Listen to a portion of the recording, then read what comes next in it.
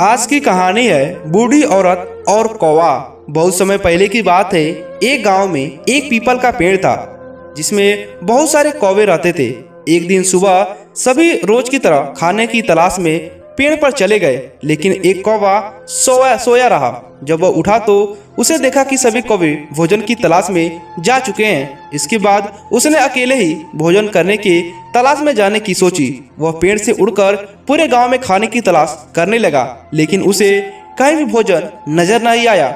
इसके बाद वह एक छत पर जाकर बैठा। उसको वहां एक बहुत ही अच्छी खुशबू आ रही थी। उसे जिस दिशा में खुशबू आ रही थी उसी ओर जाने लगा। उसने देखा कि एक बूढ़ी औरत घर के आंगन में बैठ के वहां वड़ा बना रही थी। वड़ा को देखकर कौवे के मुंह में पानी आ गया।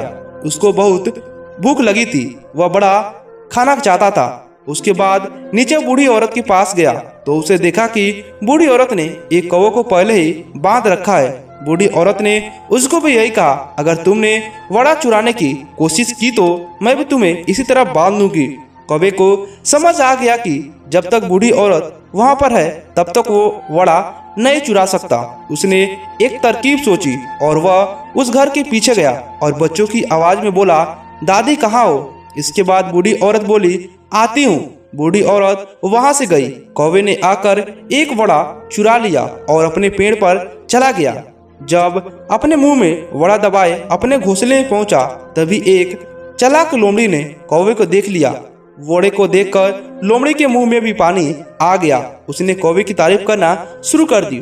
वह बोली, कितना काले रंग का कौवा है, इसकी आंखें कितनी प्यारी है, इसके पंख कितने अच्छे हैं। कौवा अपनी तारीफ सुनकर बहुत खुश हुआ और सब कुछ भूल गया।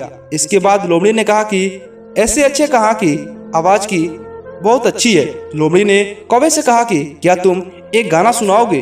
कौवे ने भी जैसे ही अपना मुंह खोला वड़ा पेड़ से नीचे गिर गया। चालाक लोमड़ी ने उसे उठा लिया और वहां से चली गई।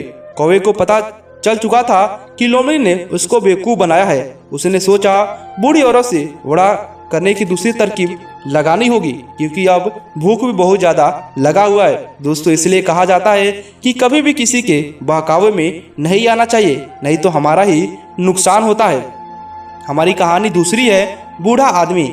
गांव में एक बूढ़ा व्यक्ति रहता था। वह दुनिया के सबसे बदकिस्मत लोगों में से एक था। सारा गांव उसकी अजीबोगरीब हरकत से थक गया था, क्योंकि वह हमेशा उदास रहता था। वह लगातार शिकायत करता था और हमेशा खराब मूड में रहता था। जितना अधिक बूढ़ा जीवित रहा उतना ही वह दुखी था। उसके शब्द उतने जहरीले थे, लोग उससे बचते थे क्योंकि उसका दुर्भाग्य संक्रमण हो गया था। इतना ज्यादा दुख होने की वजह से उसने दूसरों के दुख की भावना पैदा की। लेकिन एक दिन जब वह 80 साल के हो गया तो एक अविश्वसनीय बात हुई।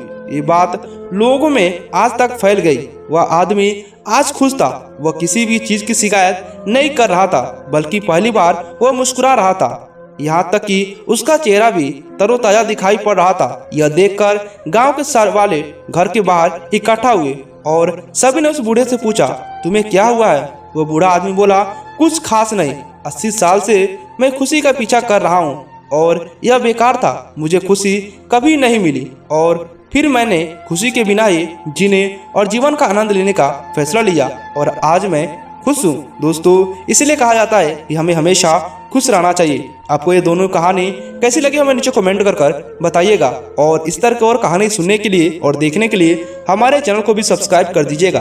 धन्यवाद।